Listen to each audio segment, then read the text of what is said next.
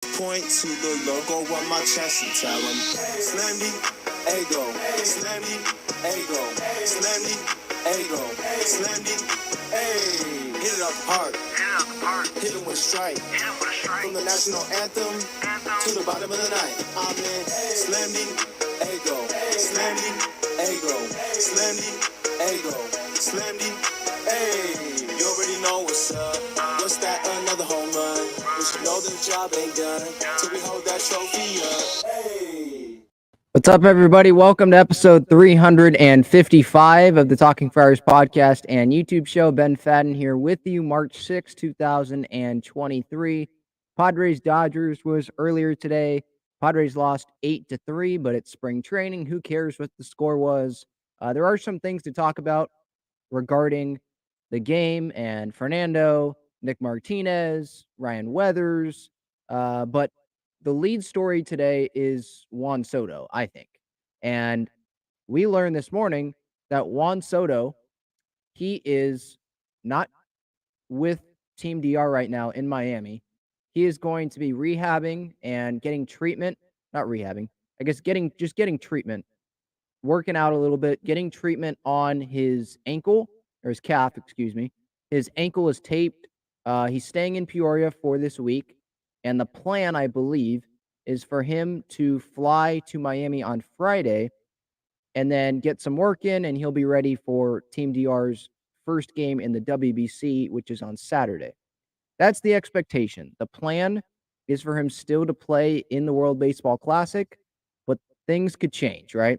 We still have Tuesday, Wednesday, Thursday for things to change and for Juan Soto not to be playing in the World Baseball Classic. But he was supposed to fly to Miami with Manny and Luis Garcia, Nelson Cruz, his other DR teammates. He was supposed to fly to Miami today, just like Manny did. I think there was a press conference today with Nelson Cruz there. And Nelson Cruz still expects Juan Soto to be fine. He expects him to be with the team this weekend for their games. But it is not 100%. Like Bob Melvin said earlier today, like he's not totally sure if Juan Soto is going to be playing in the World Baseball Classic for Team DR. There was a social media post from Nelson Cruz earlier today with him, Manny, Luis Garcia, looks like Julio Rodriguez, Teoscar Hernandez, Ketel Marte, all in that private jet going to Miami. So they're all there. Juan Soto would have been on that if his calf was doing well. But I think the Padres, like, this is a good move by the Padres. I don't know if Juan Soto elected to miss these couple games that DR is going to be playing before the tournament actually begins, before pool play, or if the Padres said, hey, no. You're not going with Manny. You're not going. You're staying here, and you're going to get treatment. We want this calf. We want to make sure this calf is going to be okay. We want to see you running under our supervision, and then we'll let you go. You know, we don't want you going now and then doing whatever the heck you want to do. Like we need to supervise you here. So I'm going to pull up Bob Melvin's comments today from earlier today about Juan Soto and the WBC plan for right now. Juan Soto, by the way, so he worked out this morning in Peoria. And again, the plan is for him to go to the World Baseball Classic still, go to Miami, play in it. But Bob Melvin, he's still leaving that possibility open for Juan Soto not to be playing in the tournament. Here is Bo Mel. Juan's going to stay here. We're going to treat him. He'll get some at-bats, batting practice and such here, but we'll continue to treat him, and I'm not sure what day he would take off. What's his running capacity right now? I imagine that's what's impacted the most. He's not doing a lot of running right now. He's doing everything else. He's doing a progression. I'm not sure what the running portion of that is today. You have an inside man in their federation there. How much will you be talking with their general manager? I've already talked with him. If anything pops up, he knows where to find me. I know you can be 100%. Hold on one sec. I'll keep playing it. But okay, so Juan Soto, he's not really running yet. Like he's there's a running progression. So it's maybe this is the same running progression that Adam Engel is doing because he hasn't played in spring training games yet. So they're building him up. Maybe it's like starting out jogging, see how it is, and that's all he does. And then maybe it's doing some 80, maybe like 80%, 90%, 60 feet the next day, seeing how it feels. Then maybe it's more like sprinting the next day, doing agility work, outfield work, just to make sure everything's good, running the bases. Maybe that's what the progression is. So it doesn't seem like Juan is at the point where he is being allowed by the training staff to be running with that calf injury, calf soreness. Are you fairly certain that Juan's going to go to the WBC and participate? I think so. I don't know for sure at this point. The fact that he's not going today, lends a little bit to maybe not, but There you go. So I paused that there because Bob Melvin, I think it's pretty clear here that he doesn't want Juan Soto going to the World Baseball Classic because the Padres should be the main priority. I'm not saying Bo Mel is going to sit there and say, no, Juan, you can't go to the WBC. Like, I'm sure he wants Juan to be happy and go play for his country. But I'm saying, like, from the aspect of the Padres, and the Padres have a lot of pressure on them this year, and Juan Soto is one of Bob Melvin's best players. Looking at it from the Padres' point of view, Bob Melvin, as the Padres manager, probably doesn't want Juan going. And I think that came out a little bit there. Like him saying here, I'll rewind it and play it again. But him him not going maybe leans toward him not going to the WBC. Well, I know you can be 100%. I mean, are you fairly certain that Juan's going to go to the WBC and participate? I think so. I don't know for sure at this point. The fact that he's not going today, lends a little bit to maybe not, but I'm still confident that he will, and I know that he wants to as well. But if this thing lingers a little bit and he's not confident running, we'll see where it goes. There you go. So he's got to show that he can run like usual and not have like a limp or have more soreness probably, right? If it lingers, then maybe he still goes to the WBC. I see, because Bob Melvin, it seems like he's a player's manager. So on the inside, as the Padres manager, he probably doesn't want Juan Soto going to the WBC. But he knows how much this means to Juan Soto. So he's also probably like, well, okay, if this thing continues to linger, I don't want you playing in the field 9 innings every game. I think it might be like 7 games in 11 days if the DR were to make it all the way to the final. So Bomel is probably like, well, I don't want to piss off Juan Soto. I know Juan Soto really, really likes this. He really, really wants this, really likes playing for his country. By the way, this is going to be, I think, the first time that he's playing for Team DR in the WBC because of how young he was the last time around. Or at least this is the first time that he's had a big role for Team DR. He knows that how much this means to Juan. So he's probably going to be like, well, this is going to linger. Hey, let's make a compromise here. To minimize injury for the Padres, right? You're a superstar here. Don't play the outfield. You're not going to be playing the outfield, but we'll let you go and be the DH. I think that's a good compromise. Will Team DR maybe not like that a whole lot because that limits their flexibility because Juan's going to be playing every day, so he's just going to be the DH every day? Then, yeah, that limits their flexibility. They probably wouldn't be the happiest about that, but do you want Juan Soto in your lineup or not? I know that Major League Baseball teams, the Padres, they cannot stop Juan Soto from going to the World Baseball Classic, like if he's fully healthy. But I think that they can have a strong say in actually, I know they can have a strong say because I've heard Mark DeRosa do interviews and talk about how other teams are telling him how many pitches this guy is allowed to throw. So that's the same thing for position players. Like, what is this person allowed to do? And so the Padres, they can go tell Nelson Cruz, the GM, they can tell the Team DR's manager, hey, you're not allowed to put him in the field. He's only DHing. I think I'm pretty sure they're allowed to do that.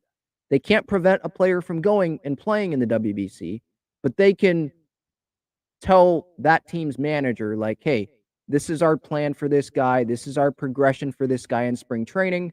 And we need you to follow this.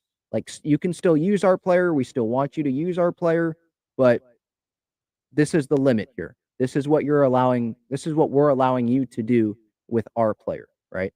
Because it's at the end of the day, Juan Soto is not Team DR's player. He's the Padres player. So they do have to listen to what the Padres say and what they want Soto's role to be.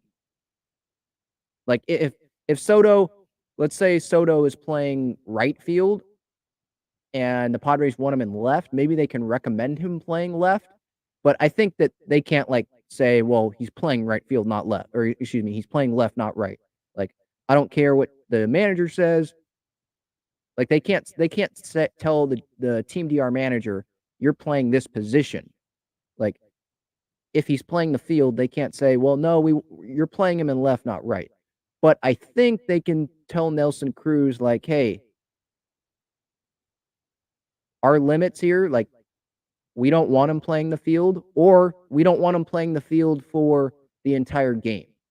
Or maybe they say, look, I'm just throwing this in the air here, but, like, maybe if it's a game where it's after the 7th inning and they're up by at least 3 runs, Soto's he's not going to be in the field anymore. Maybe they can have those recommendations. Look, the manager, they have to listen to the team, like the recommendations. And especially for pitchers, and especially when Juan Soto's dealing with this, like, they have to listen. And I think the manager will, and obviously Nelson Cruz will, because his manager is Bob Melvin, right? I know he's the general manager for DR, but he also wants to win a World Series as well, and Juan Soto can definitely help that, with the Padres. So just to recap here, what's happening. So Juan Soto, he is not in Miami right now with Manny and Garcia and Cruz. He is still in Peoria. He's getting treatment on his calf.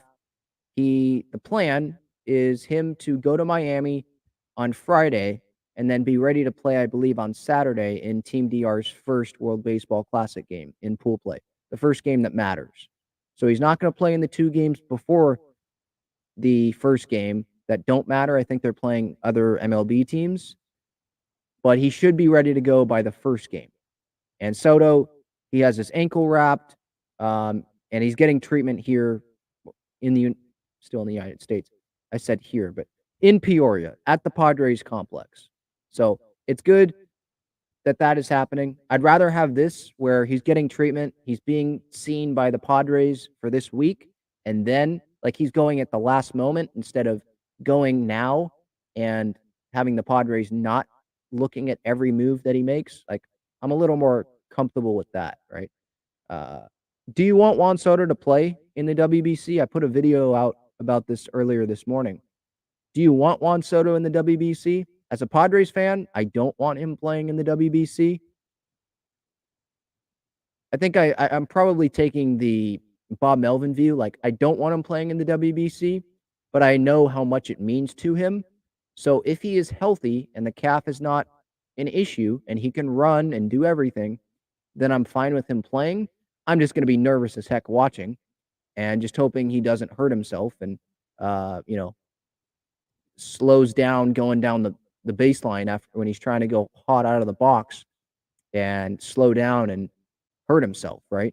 But if he's healthy, he really wants to do this. So I'm going to be fine with him doing it. I just prefer him not to, because I care about what the Padres are going to do, not what Team DR is going to do. I know Padres fans, they're going to be rooting. Some fans are going to be rooting for Team DR. I'm rooting for Team USA, but I understand some fans will be rooting for Team DR because that has a lot of the Padres on it. the most Padres among any team on it. I don't care what happens in the WBC. Like, I want Team USA to win, but I don't care. Like, I care about the Padres' health. Like, I'm going to watch the WBC games. I'm interested in it. I love the tournament, but I care about what the Padres are going to do this year, not if Manny and Soto get a DR championship, right?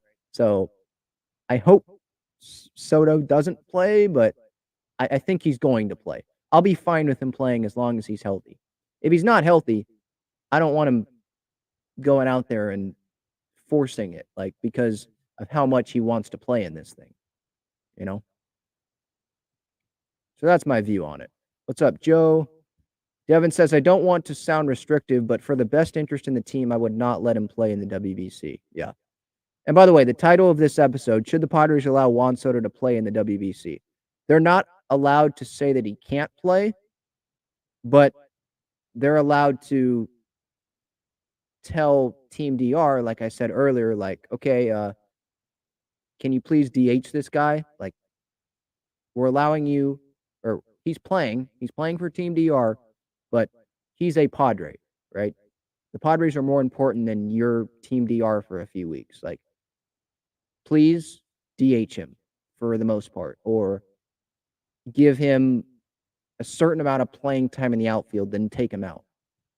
You know, if it's a blowout, don't have him go play the outfield still. Right? Like, I think the Padres can recommend stuff, and Team DR should probably follow that line, follow that and say, okay, yeah. Because part of, like, Mark DeRosa, the Team USA's manager, he has said this multiple times in interviews, like, he's trying to win this thing, but it's a priority of his to get all of his players back healthy. Like, something's going to happen in the tournament probably where there's going to be soreness or something, but that's just them playing baseball. But if he's not going to go against a manager's wishes and say, well, this team's manager said this guy can throw only 60 pitches and I'm going to throw him 70. Like, he's not going to do that. If it's the pitch count, it's the pitch count. And I assume that's what's going to happen with other teams, other countries, with position players as well, and obviously with pitchers. Lizzie says, agreed. If he needs treatment now, what is it going to be like after playing in the WBC? That's true. Like, Soto, he's not playing in full games in spring training, and he's already dealing with this. So he's going to be thrown into full games.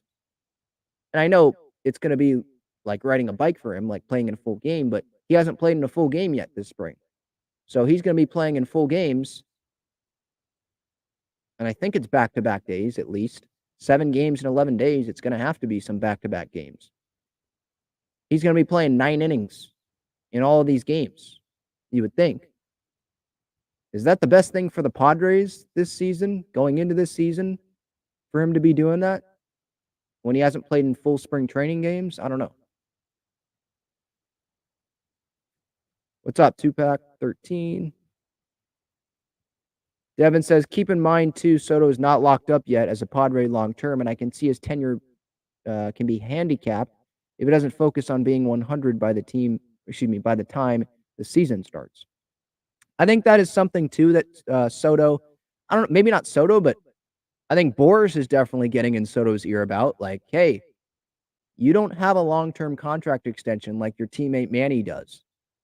So if you get hurt in this WBC, is that going to lower the amount that the Padres are willing to give you in an extension?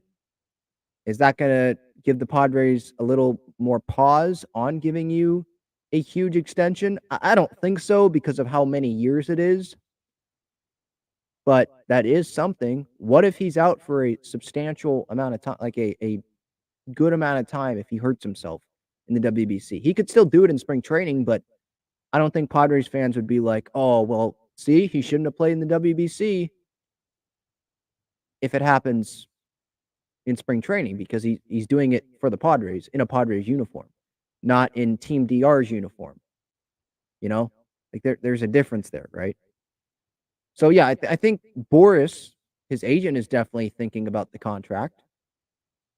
Soto, I feel like he just wants to go win for Team DR. Maybe that's in the back of his head, the contract, but I think he just wants to go play in this for his country. Zoom says Soto should skip the WBC. After all, Peter is signing his checks. That's true. But I think Peter's a guy, like I heard on, I think, Darren Smith's show, San Diego Sports 760, that Seidler is going to Miami to watch DR play. So I think that it doesn't seem like Seidler's the guy that is going to sit there and restrict Soto from playing just because he writes the checks. Does he want Soto playing in the WBC? Like, if you put a lie detector test on him, probably not. He probably doesn't want Manny playing in it. He probably doesn't want any of his players playing in it. But he also doesn't like pissing off his players. And he is a player-friendly owner, like one of the most player-friendly owners in baseball, obviously, with the money that he's giving out, the long-term deals, and even the guys that he doesn't give long-term deals to. It seems like he's always really, really kind to everyone. So he doesn't seem like the owner that's going to restrict guys, especially as star players, from going out and playing for their country. Devin says Soto has plenty of time to participate in many more World Baseball Classics. Hopefully by then he's a healthy and more established hitter. I disagree with the last part there, established hitter. He's already an established hitter. He's one of the best hitters in baseball. He's on track for the Hall of Fame. So he's an established hitter. It's not like he's a rookie. But I do get your point. Yes, he will have more opportunities to play in the World Baseball Classic. So maybe that's a part of his thinking, or maybe that's a part of the Padres thinking, maybe trying to persuade him not to play in the WBC. Hey, you're dealing with a calf issue. You don't have a long-term contract. You will be in future WBCs. You're an amazing player. You're not like Nelson Cruz, who this will be his last World Baseball Classic being played in as a player. Like, they'll use those things definitely in conversations to try to sway Soto to not play in WBC. Alex says, timeline seems too short to be ready to play on Saturday. I feel like this makes it very unlikely that he goes unless he leaves earlier by Wednesday. I don't think it matters when he leaves. Like, if he leaves on Friday, which I think is, like I said earlier, I think that's the schedule for him to leave on Friday. I don't think it matters when he leaves. I think I want him to leave later. I want the Padres to have their eyes on him for as long as possible before the tournament starts. And that's like the longest that they can have eyes on him. And I think Preller's probably going to stay in Arizona to watch Nick Martinez for the World Baseball Classic, watch the spring training games. But there will be people from the Padres organization being in Miami. I don't think it's just going to be Seidler there. There will be maybe the assistant GMs, Josh Stein, Fred Ullman Jr., someone will be in Miami in case something happens, or just to watch.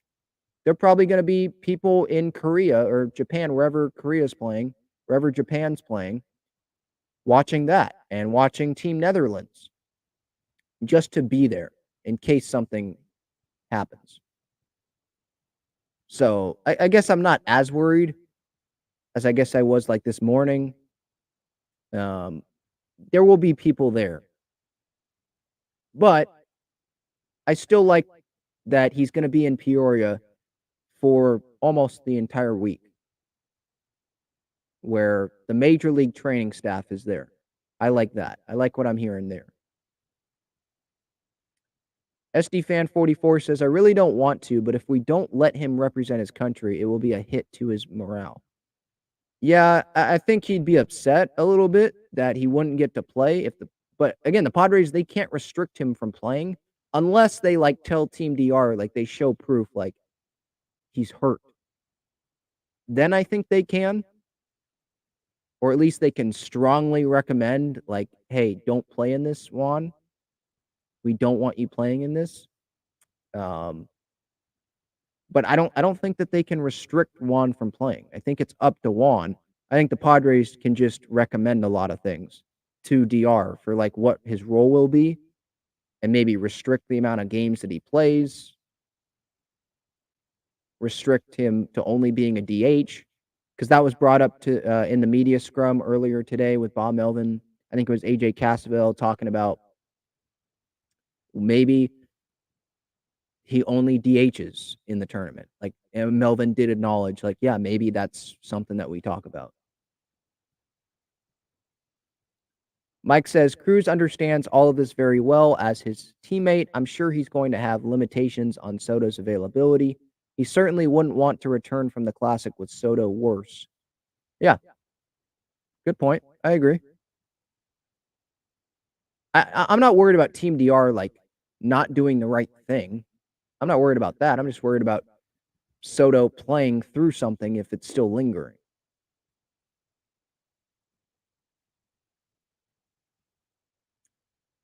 Devin says, what I mean established is being his MVP type. He can consistent improving from the down year he had last year. Like, he can improve from the down year he had last year. Yeah, I agree with that. But I think he's still established as an MVP type. Like, he's the MVP favorite going into the season. So, yeah, I still don't agree with that. Devin says, does playing indoors have an effect on the calf being tightened up more? Maybe. That's a good point. I don't think it's about playing indoors. I think maybe it's like the turf. Does Miami have grass or does it have turf? That's a good question. Does Lone Depot Park, I think that's where the Marlins play now. Lone Depot Park, does it have turf? Turf grass or real grass? It just says grass. It says, what I'm reading here, the Marlins installed synthetic turf prior to 2020. So it's not real grass. See, that could hurt a little more. Calf injury, playing on turf, not real grass. Yeah, that might be a little bit of a problem. Because DR is playing the entire tournament there. They're not going somewhere else. It's not like some of the tournament was at Petco like it was in 2017 where that's grass. They're playing, if they play through the entire tournament, they make it to the final, everything's in Miami. Their opening round pool plays in Miami and everything's in Miami. Team USA, their pool plays in Arizona at Chase Field, and then they'd go to Miami. Everything's in Miami. So I think he'd be playing on turf the entire tournament. So yeah, that's another reason the Padres will probably be worrying a little bit if Soto does play in the WBC. All right, I think that's all I had to say about that. Padres Dodgers earlier today.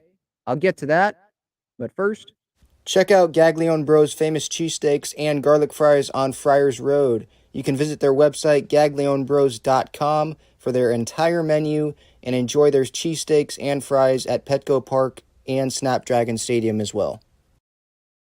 All right, Padres Dodgers was earlier this afternoon. Nick Martinez was on the mound, and I was a little concerned in the second inning there. He gets through the first. Second inning comes around. He gives up a double to, I think it was Miguel Rojas, had less than 40 pitches, and Bob Melvin comes out and takes Nick Martinez out of the game. Remember his last start, he had 4 innings, went 4 innings against the Texas Rangers, his former team. That was, I believe, last Wednesday. So I'm sitting there, why is Nick Martinez being pulled in the second inning when he went 4 innings his last start? Aren't you supposed to be progressing here? Like, what's the problem? But it's spring training. It was just a pitch count thing, I think, in the second inning because they had some random number 90 guy, 91, whatever his number was, come in and get shelled in the second inning. But then he came back out in the third inning, came back out, I believe, in the fourth inning, and he ended up pitching the workload that he should have. So that, made me relax a little bit because there's no injury happened or anything like that. His final line today, by the way, 3 1/3. So he pitched into the fourth. 3 1/3, 1 earned run, 1 walk, 3 strikeouts, 3 runs technically in total. I'm not too worried about the results. I thought he looked good. I know he gave up the double, gave up a couple singles in the first inning, but he got out of the first inning. Steven Wilson came in. Ben Como, by the way, never heard of that guy, but what's this guy's first name?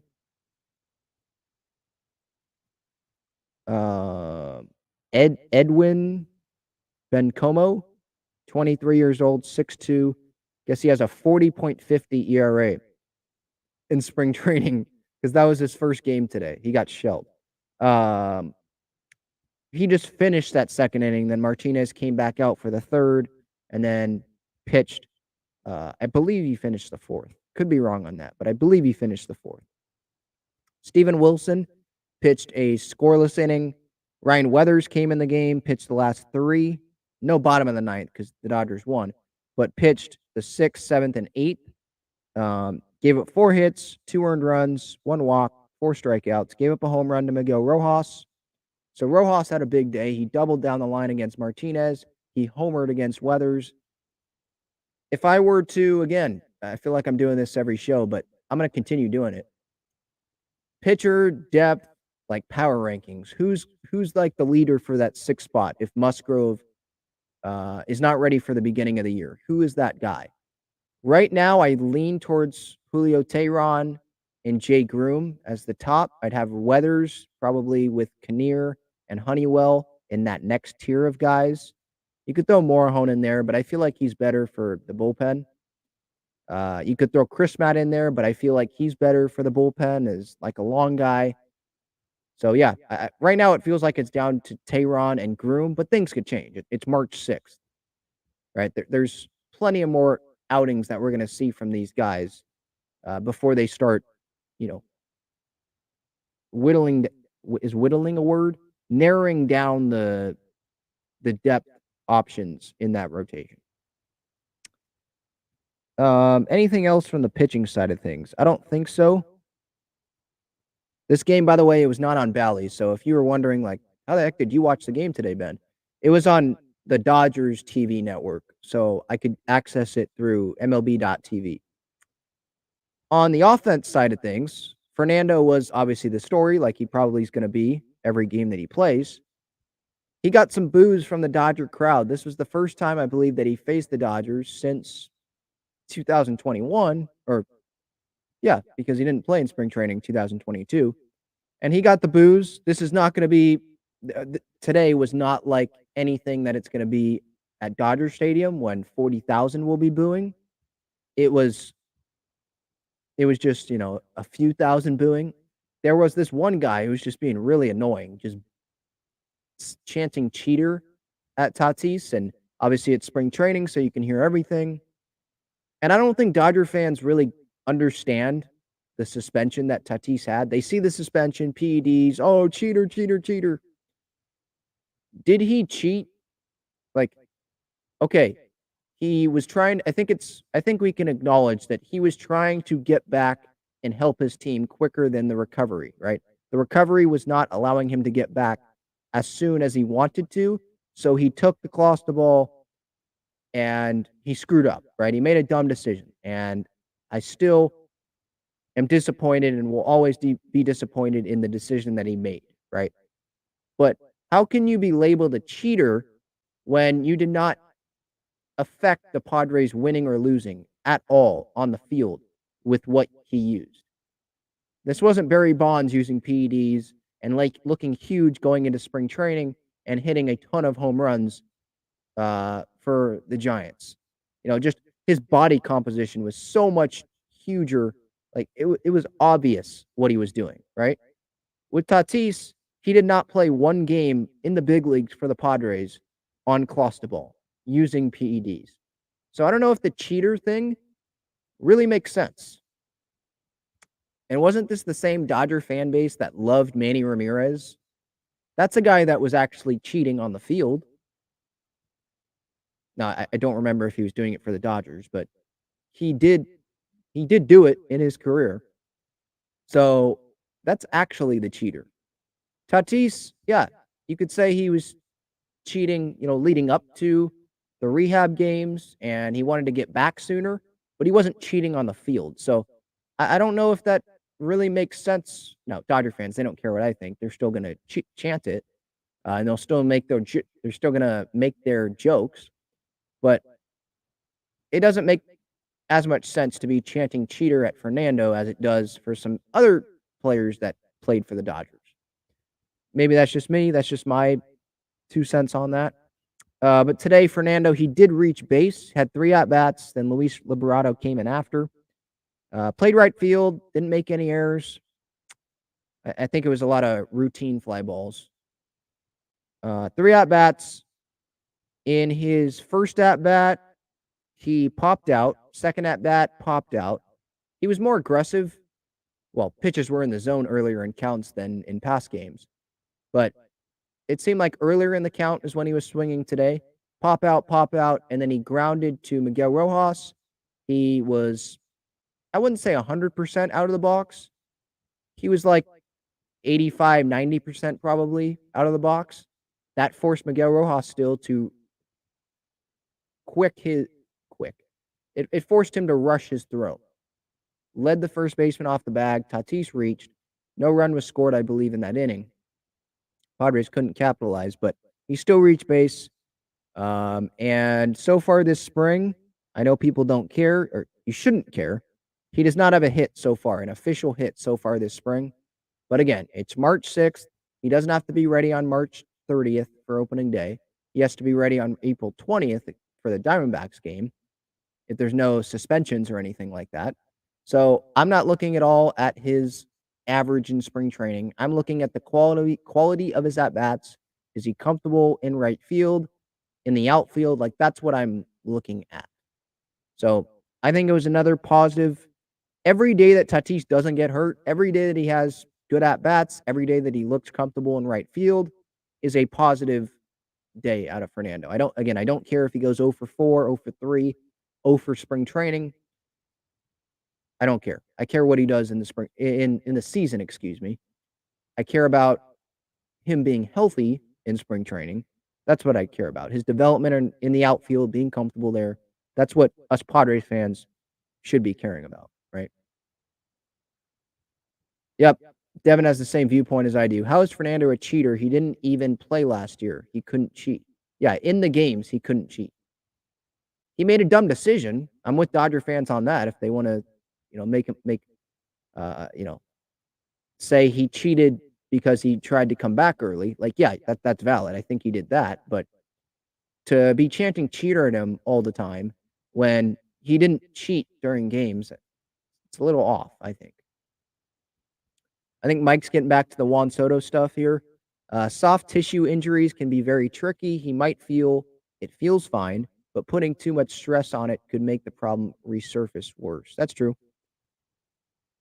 I mean, look, I want Juan Soto playing in the World Baseball Classic if he's healthy. Like, here, actually, let me rephrase that, because earlier I said I don't want him to. I'd prefer him not to play in the WBC, but I'm fine with him. Like, I want him to go represent his country and have fun with that if he is healthy, right? I prefer him if he's going to go play for Team DR and that's already been decided. Then can he please DH and not go play the field for 9 innings every game? How's that? Like, can we make that compromise, Nelson Cruz? Mike says Dodger infield has some huge question marks. Still wouldn't be surprised if Profar ends up there given his versatility. They're going to have to make a move at some point. Yeah, they'll make a move at some point. And it sucks that this early in the year that they have to be looking at other moves. I don't know about Profar, though, going to the Dodgers. Like, he doesn't want to play the infield, it doesn't seem like. He wants to be a starting outfielder. So he's probably going to wait for a starting outfielder to get hurt on a contender and then go sign there. That's probably what he's waiting for. Or he's waiting for after the WBC, and he's using the WBC because he's playing for Team Netherlands alongside Xander. He's waiting for that to be complete, and he's going to use that as, hey, other teams that want me, hey, you see what I just did in WBC? I'm healthy. I'm playing well. Give me my money, right? I think that's what he's trying to do with that. Like, he's waited this long. I don't see him signing between now and the start of the WBC, between now and maybe mid-tournament, but he's probably going to be focused on the tournament. I don't know how long Netherlands is going to last, by the way. Andrew says, is this calf thing, is it extension talk? I see that on social media. Like, well, yeah. I love this calf issue. He's staying in Peoria this week. Let's get an extension done this week. It's just more time for him in Peoria with Preller. I've seen that. I don't buy that. Like, I don't think Soto's going to sign an extension with the Padres in spring training. I don't think that's going to happen. I'd be surprised if it happens this season. I think Soto and Boris, they want to wait for Ohtani. They want to wait for him to make a decision.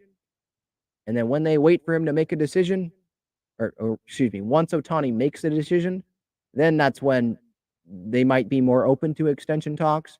I mean, if he's offered $500 million, then I mean that would probably be hard to turn down. That's a big upgrade from $440, which is what he turned down from the Nationals. And he's on a contender, consistent contender, World Series contender. Isn't that what he wants, right? 500 would be hard to turn down, but I don't see him signing. I don't think he's in a rush to sign an extension. I think he's confident that he's going to have a really good season. The projections are projecting him to be the best player in the National League, and that value will be at what it should have been after. I don't even want to say that. Like what the value should have been. It's what the value should be all along in this process. Like maybe the value, his extension number went down based off of last year from among some people's some people's opinions, but I think this year he's going to continue showing that he is one of the best players on the planet, and that value, that extension number, is going to be really, really high, and his demand is going to be the same or even better after this season than what it was with the Nationals, that the Nationals didn't meet. And $440 is a lot of money to be offering a guy for him to turn down. But that's what he turned down. That's the bar. Right? He's not accepting less than $440. That we know, right? Or he'll just go to free agency and at least get $440. Because there's no way that he's going to not get $440, at least. I wouldn't think, unless he gets hurt the next 2 years and he's going into free agency with the Carlos Correa questions and the contract goes down a lot. But if he's healthy, he's getting at least $440 from somebody. Steve Cohen, the Dodgers, the Giants, Yankees, whoever. Did I just say Yankees? The Yankees, Padres, whoever. He's going to get the money. So he's not in any rush, I don't think, to sign an extension. Andrew says, just watch Soto signs an extension this week and we prove Talking Friars wrong. If that happens, I'll be really, really happy, obviously. And yes, I will say, Andrew, you were correct. And people who think that an extension is going to get done this week, you were correct. But I put that at a 1% chance of that happening. I give it a chance of it happening because it's the Padres and it's AJ and it's Peter, but I definitely don't see that happening this week. I'm not saying no chance, but very, very, very, very, very slim chance of that happening. Ryan Weathers today, I know I kind of already hit on the pitching side of things. 3 innings, 2 runs, 4 strikeouts, 1 home run. It seems like he's going to start the season in El Paso, but I like what I've seen out of him so far this spring. And if you're just joining, I would say the leaders in the clubhouse per se right now for that 6th starter spot if Musgrove's not healthy is Groom and Tehran. And Chris Matt as a long guy. That's who I would say right now. Tehran and Jay Groom. I like what I've seen out of Honeywell. But maybe they want him to prove himself more, health-wise, in El Paso first. Drew says, I don't mean to change the subject, but what are your thoughts on Dustin May's beard? I don't care.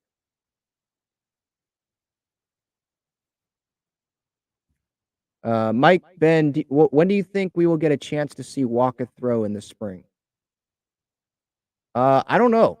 I think he did an interview today, but I have not yet listened to that or watched that because I've been busy today. But I would think sometime during the WBC, him get out and start pitching in these Cactus League games. He's throwing on the backfield. I think, like Snell, he made a start. So I think you'll see Waka hopefully sometime this week, sometime this weekend for his first start because Snell's starting. Waka's in the rotation. So, yeah, I think you'll see him soon.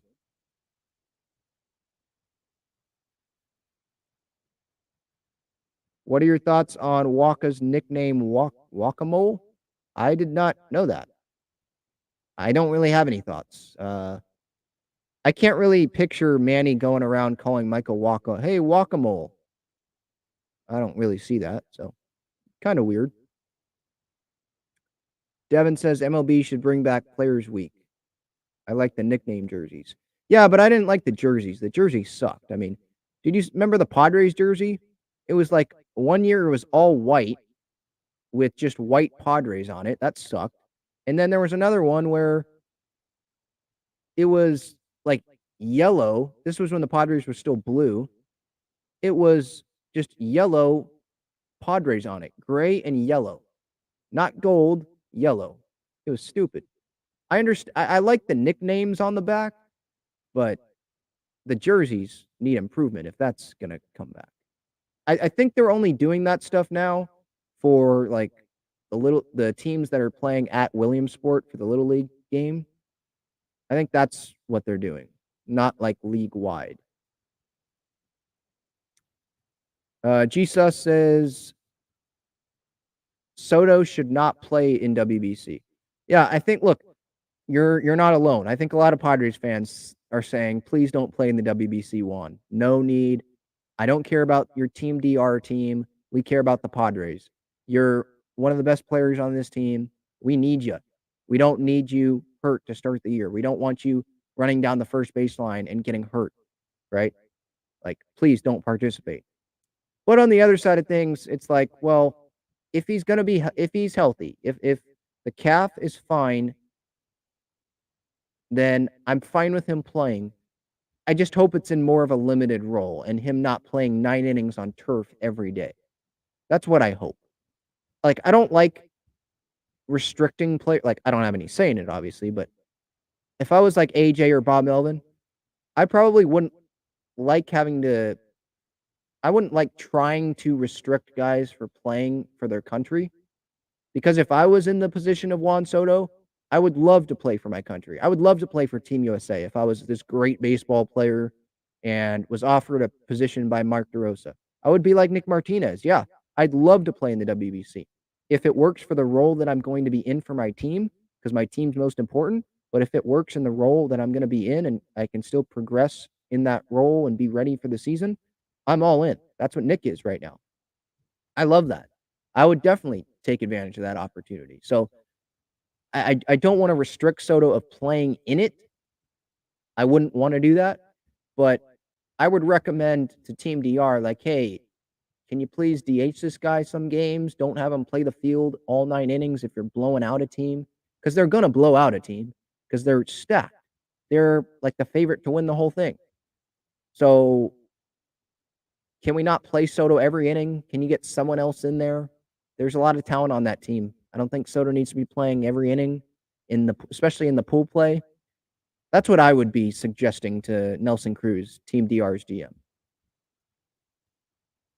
But sitting here as a Padres fan and not caring about what Team DR does, like if they win the World Baseball Classic, cool, I'm happy for the players. But if Soto gets hurt while they're doing it, then the WBC was a failure probably in our eyes, right? Because we care about the Padres players being healthy for our season, right? We live and die on our team 162 games, postseason all year long, right? Not the couple weeks that the World Baseball Classic is happening once every 3-4 years, right? In this case, once every 5 years, because the last one was 2017 and it's 2023 now, right? COVID kind of threw a wrench in that. Mike says Justin Turner took a vicious pitch to the face today in the Red Sox game. Yeah, I saw that. That sucks. There was blood going down. Yeah, if you don't like that stuff, I recommend you don't search up the Justin Turner video. I hate seeing that stuff. anytime, but especially in spring training. Hopefully he's going to be okay. All right, let's get to some more San Diego sports talk here because I think I got through everything that I wanted to Padres-wise. By the way, I did want to say that Team Netherlands, Xander, Jurickson Profar, they are playing their first WBC pool play game tomorrow, 8 p.m. our time, 8 p.m. Pacific time. I believe it's not specific, 8 p.m. Pacific time. I believe it's going to be on FS1. They're playing Cuba. So I'm excited for that. Going to be watching some Xander tomorrow night. Some people don't care, but just want to throw that out there. If you want to watch a Padre play, a former Padre play, you can tomorrow. Team Netherlands, 8 p.m. That's the first WBC game. Other San Diego sports stuff. So the San Diego State women's basketball team, congratulations to them. They were able to win their first game in the Mountain West tournament today. They knocked off New Mexico 69-68. Asia Avinger, I think that's how you say her name. She made a great shot, turnaround mid-range shot to put the Aztecs up 1 with like 50 seconds left in the game. I think that was the Aztecs' first lead of the game. So good for them. They now play UNLV, top-seeded UNLV tomorrow at 5 p.m. I think that's on the Mountain West Network, so it's online. It's not like on TV on CBS Sports Network like the men's team is, but congratulations to them. San Diego State, they're going to play either Colorado State or Fresno. I think that's the two teams playing in that first game on Wednesday. They'll play Thursday against the winner of the winner of that game. Whoever edges out the other. That is at noon on Thursday. So be ready for that on Thursday. Anything else? Oh, the San Diego Wave, they unveiled their new kits. Their new, for anyone that doesn't know soccer terms, kits, it's just the uniform. They revealed those today. I don't know if I'm a big fan of the home uniform. It's the same. It's like the same uniform. The numbers on the back are different. But I'm someone that likes simple, and it's pretty much the same uniform as last year, but there's just a little difference. Like last year, I have last year's uniform or last year's jersey, and it's just simple, the blue, the dark blue, and then on the sides, here I'll pull it up because I think it'll be better for the visual for the audience here. Hang on one second.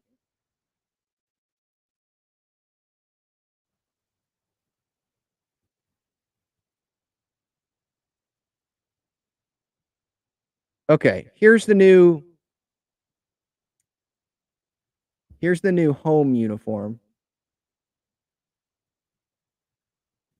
So if you can see this, so look, the home uniform last year it was the dark blue, and then the lighter blue right here.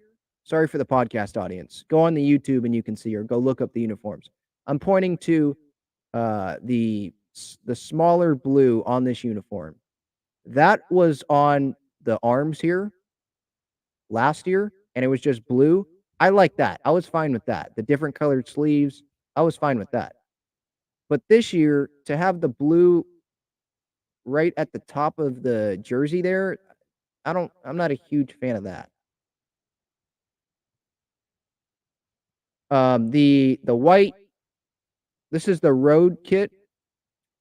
I like that uniform. I'm fine with that. I like that jersey. It's the same as last year, it looks like, pretty much. Same white, same. The design on the jersey is different. Like, it's just not a white jersey with nothing on it. There is different patterns on there, which I'm open to. I like that. But the numbers are, I'm not a huge fan of the numbers. Let me see if I can see if it'll show what the numbers look like. I don't think it's going to show what the numbers look like. But it's not all one solid color.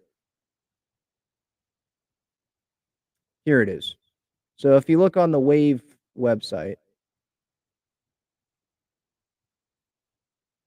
see the numbers? Okay, you're seeing what I'm seeing. Good. The numbers here, it's a different color. The top half is just white for the home uniform, and it's blue for the road. And then it's pink with some white in there on the bottom half of the number. And then on the road, it's the teal blue on the bottom half. I'm not a huge fan of that. Like, just keep it all one color. I like simplicity, you know. I think that's it on the San Diego Sports Talk, though, for today. Devin says, I wonder where Profar will play this season. Yeah, your guess is as good as mine. I have not heard anything about any team being interested in Profar for the last couple weeks.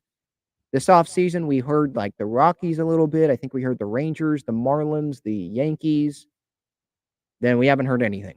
So is Profar going to be one of those guys that signs in April this year and just doesn't go to spring training at all? And he's just staying ready and waiting for an injury to happen? That seems like what is happening right now. It's clear he didn't get the offer, the contract, the $75 million that maybe he was hoping for this offseason. And now, guess what? He doesn't have a team because those other teams said, we're not paying you, Jerickson. We're going to go sign Michael Brantley to a 1-year deal. We're going to go sign Adam Engel to a 1-year deal, cheaper than you, like the Padres did. We're going to go sign David Dahl to a minor league deal. We're going to go sign other free agents, Andrew McCutchen with the Pirates to a 1-year, I think it's a 1-year deal, right? We're going to sign Conforto to a shorter deal, Mitch Haniger to a shorter deal, less money, right? Teams moved on. And so Jerickson's kind of just sitting there waiting. He's focused on the WBC right now, but this offseason, he's just been sitting around waiting, training, waiting for that offer, the right offer, and it hasn't come. I don't think he's going to the Dodgers.